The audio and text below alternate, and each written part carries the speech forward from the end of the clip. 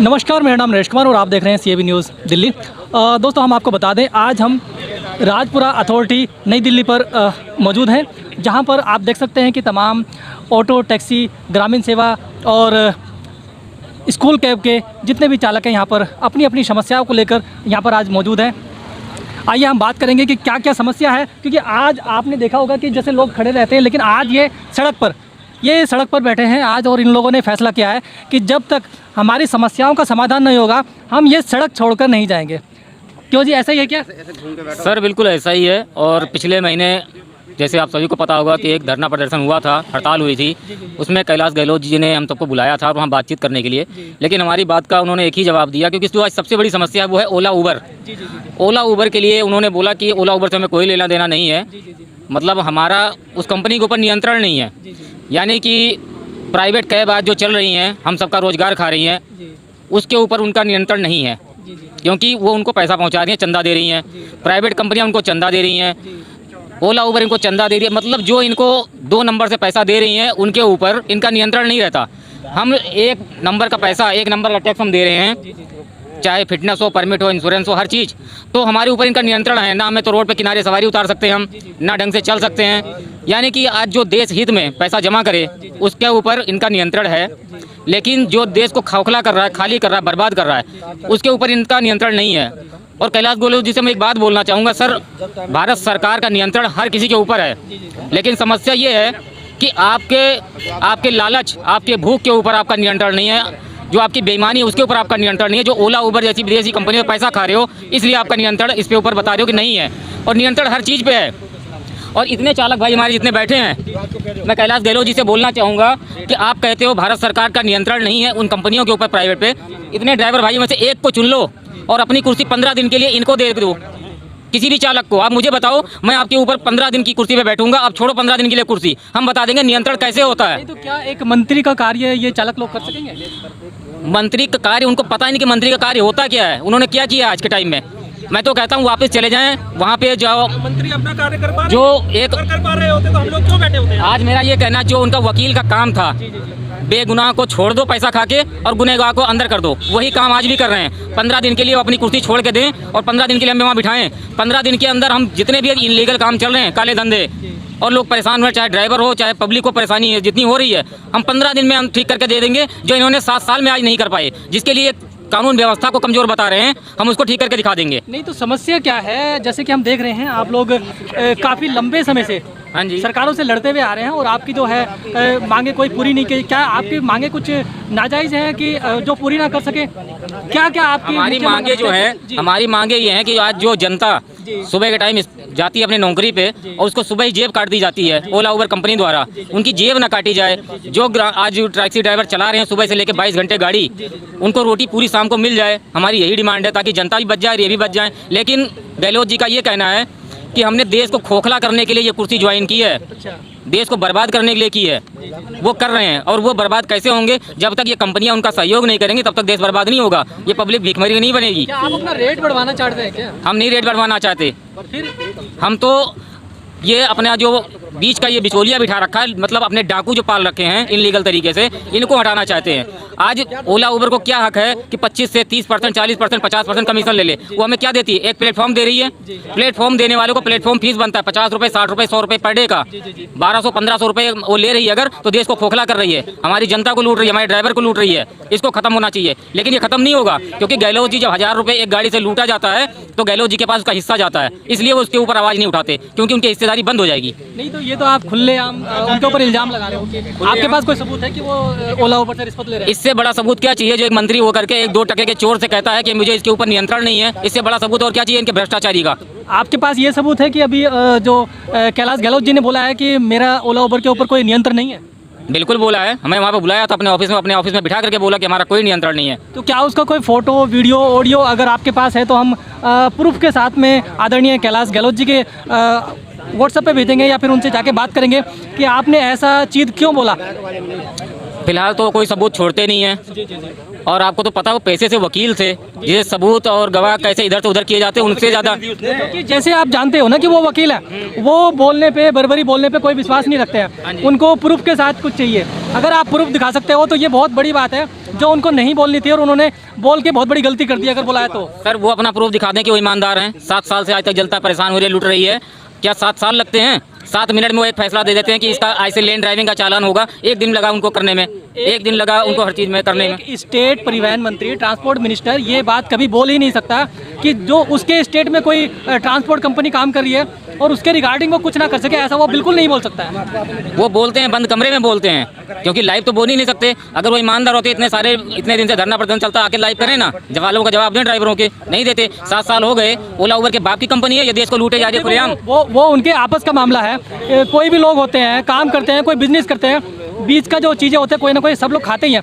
आपका पर्सनल जो मामला है वो है रेट बढ़ाने का। अगर सीएनजी के रेट बढ़ गए तो आपके रेट बढ़ जाने चाहिए। लेकिन यहाँ पर हमने बात करी कुछ ऑटो चालकों से, उन लोगों ने बोला कि हमें रेट नहीं बढ़ाना। भाई आप लोगों को चाहिए क्या? आप लोगों को रेट बढ़ाना है, क्या करना है, किस लिए आप लोग इधर आके बैठे हो? भैया हम भारत में रहते हैं, मैं भी देशवासी हूँ, ये देश मेरा है। इस देश की जो जनता सुबह शाम चलती है ना, वो भी मेरी है, मेरा परिवार का हिस्सा है। क्या चाहते हो ये बताइए डायरेक्ट। हम चाहते हैं कि बीच की दलाली जो ये बैठ के दलालों को इन्होंने बांट रखा है, बिठा रखा है, इन दलालों को हटे। आपको दलालों से क्या मतलब है? आप टैक्सी चलाते हो, सीएनजी का रेट बढ़ा है, आपको किराया बढ़ जाएगा तो बात नॉर्मल हो जाएगी। आपको बीच के दलालों से क्या लेना है? आप अपना, अगर सीएनजी का रेट बढ़ा है, खर्चा बढ़ा है, तो आप अपना रेट बढ़वा लो, बात खत्म है। आपका कहना, एक सेकंड सर, एक भाई मुझे लगता है आप ये बात को समझ नहीं पा रहे हैं। बात इतनी सी है कि देखो, और ये जो ऑटो है इनके सरकार ने रेट तय किए हुए हैं 9.5 रुपये किलोमीटर के, ठीक है। सिटिंग चार्ज, हाँ जी, ऑटो का 9.5 रुपये किलोमीटर और 25-30 रुपये कुछ सिटिंग का लगता है इनका। इनको किसी को कमीशन देना होता है? नहीं देना होता ना, ठीक है। इनको जो भी पैसा मिलता है इनके सीधा जेब में जाता है। क्या ये घर तक जाके कस्टमर को सर्विस देते हैं कि 3 किलोमीटर या 5 किलोमीटर खाली जाएंगे? नहीं जाएंगे। कस्टमर को गली के बाहर 100 मीटर चले या 1 किलोमीटर चले, ऑटो वाले को ढूंढना पड़ेगा, ठीक है।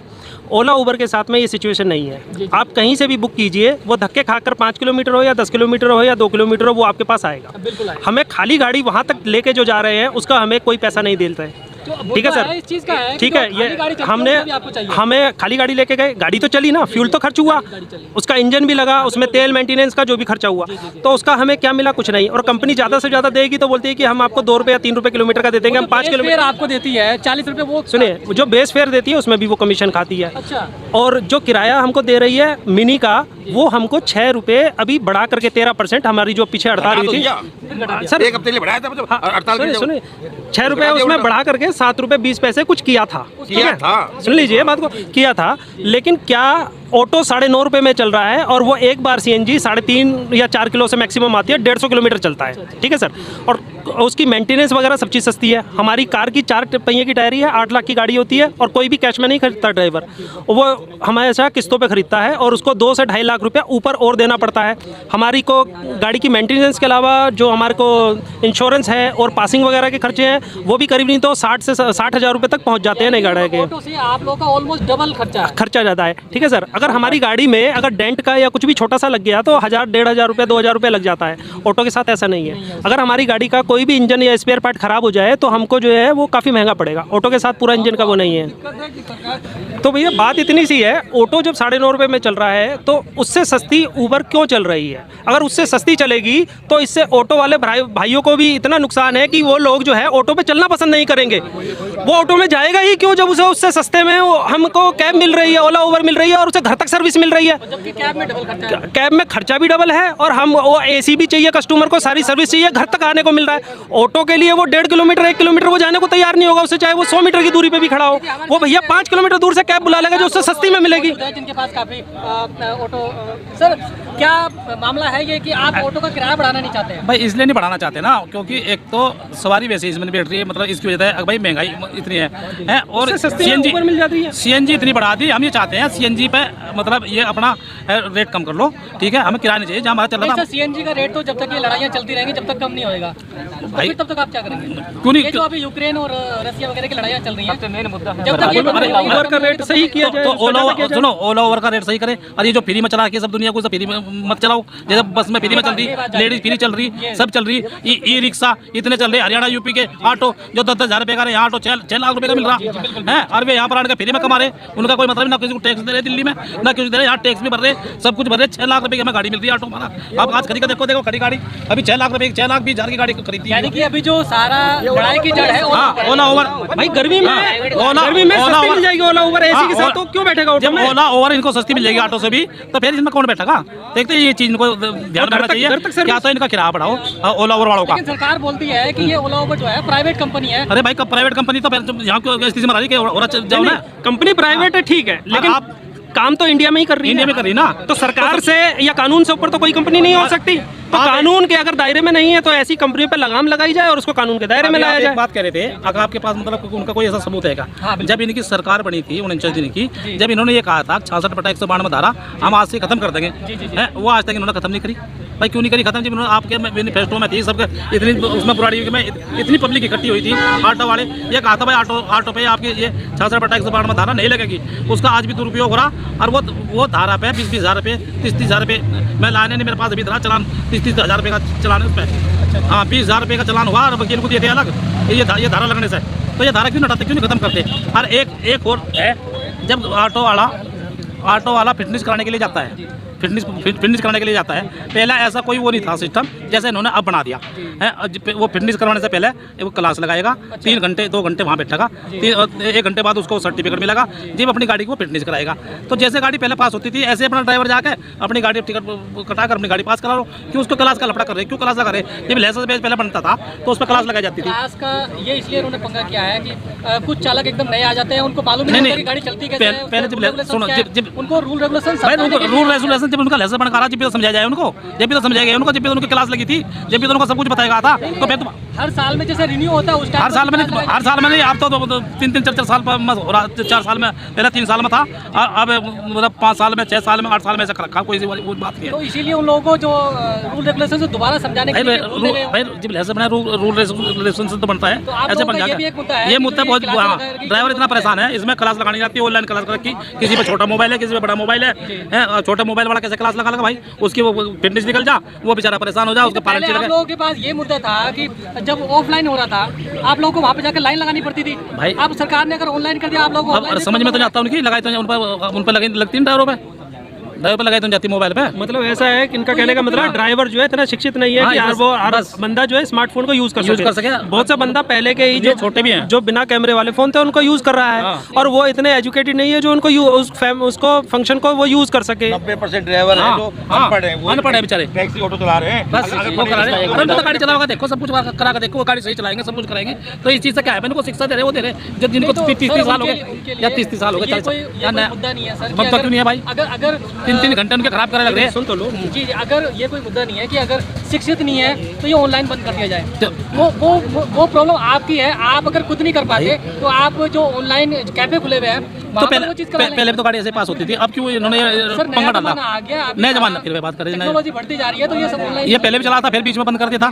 ये बहुत अब से 6-8 साल पहले भी चला था, ये अब फिर बीच में बंद कर दिया, फिर क्यों कर दिया बंद? ये भी एक पहले मुद्दा था कि लाइन लगानी पड़ती है ड्राइवर लोगों को। उन लोगों ने खुद बोला था कि हम लोगों को पूरे दिन लाइन लगा के चले जाते, काम नहीं होता, ऑनलाइन करा दो। इसमें ऑप्शन रखते हैं कि जिसको जाके वहाँ करानी वहाँ करा ले, जिसको ऑनलाइन करनी है ऑनलाइन कर ले। अच्छा, ये बात सुविधा होगी वो वैसे कर लेगा। ये हो सकता है कि दोनों ऑप्शन रख सकते हैं। ये है सर, एक चीज़ बताएं, जब एक टैक्सी तो चलाने के लिए इन्होंने एक सिस्टम खत्म कर दिया कि कमर्शियल लाइसेंस हो या ना हो, जिसने पूरे ज़िंदगी ट्रैक्टर चलाई है, स्टीयरिंग ही नहीं हिलाना आता, वो भी आकर के ओला उबर में गाड़ी चला सकता है। जब ऐसा सत्यानाश कर दिया कि कोई भी मोटरसाइकिल वाला भी आके गाड़ी कमर्शियल चला सकता है, तो फिर ये दुनिया भर का ड्रामा और दिखावा क्यों? किस लिए परमिट, किस लिए इनका बार बार चालान, और ये जो इनका क्लास है किस लिए?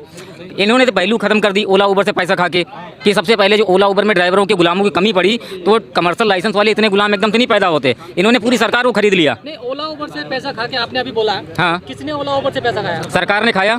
जब एक चीज बताएं, जब 7 साल जिसके पास 3-3 साल काम करे लाइसेंस जरूरत पड़ती है ना, बिना सबूत के। हमें यार इससे बड़ा प्रूफ क्या होगा? आप कह रहे हो कि बारिश हो रही है, पानी गिर रहा है, भीग रहे हो आप, और कहते हो सबूत दिखाओ कि बारिश हो रही है। इसका क्या सबूत दिखाएं? कौन जैसे कमर्शियल गाड़ियों को चलाने के लिए कमर्शियल लाइसेंस होता था? ओला उबर पर लाइसेंस दिया। लाइसेंस नहीं है ओला पर बिगर लाइसेंस भाई चलती सुनो, है इसके अंदर। ऐसा है मेरी बात सुनो, एक मिनट बुझा जो सुनो, ये आजकल प्राइवेट मोटरसाइकिल वाले वे सवारी जगह जगह सवारी ठा रहे हैं। आप मतलब इस चीज़ का मतलब क्या उनका कोई मतलब उन पर, हाँ, उन पर कोई लाइसेंस नहीं, उन पर कोई कुछ नहीं है, वे मतलब जगह जगह सवारी ठा रहे, उन पर कोई कार्रवाई नहीं कर रहा है। ये मुद्दा है। और भाई ई रिक्शा इतनी चल रही बिना नंबर की, जिनका मतलब क्योंकि हर वैसे इस तरीके से चला है। वैल्यूएबल मुद्दा है। हाँ, मैं वही तो कह रहा हूँ, उन पर भी तो कार्रवाई होनी चाहिए, उन पर क्यों नहीं कार्रवाई करते? मोटरसाइकिल चल रही है। हाँ, वही तो कह रहा हूँ, वो बताया मैंने को, उनको बता रहा हूँ।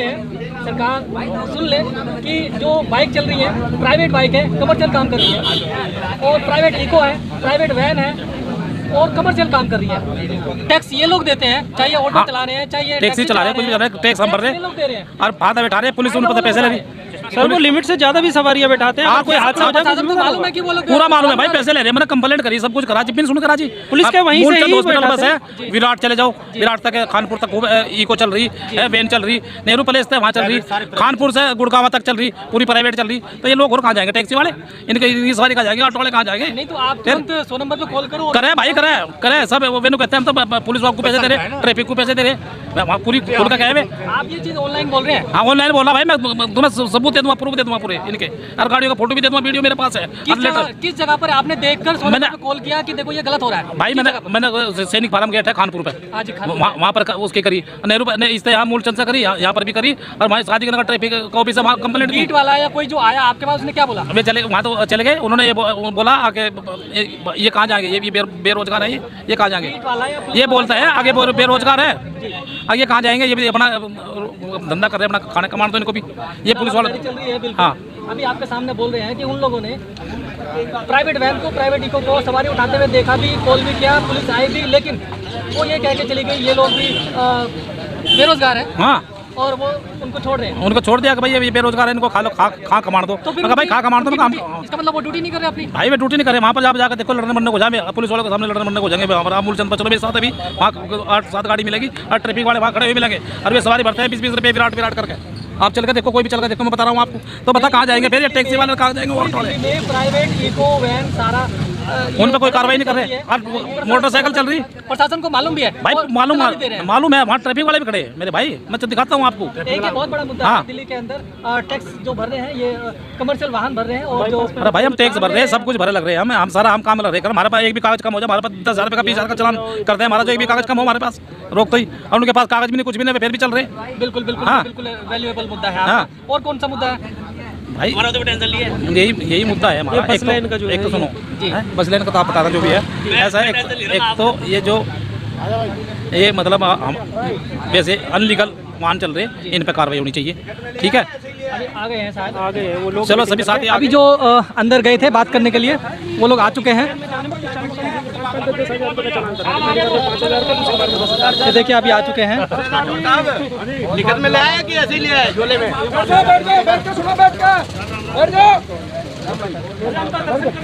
अभी जो लोग अंदर बात करने गए थे वो बाहर आ चुके हैं, और अभी देखते हैं क्या क्या बात करके वो लोग आए हैं। देखो जैसे कि आप देख सकते हैं यहाँ पर काफ़ी भीड़ लगा है, और काफ़ी जो चालक हैं वो लोग अंदर से बात करके आ चुके हैं, और क्या समाधान निकला है वो अभी बात करेंगे और पता चलेगा।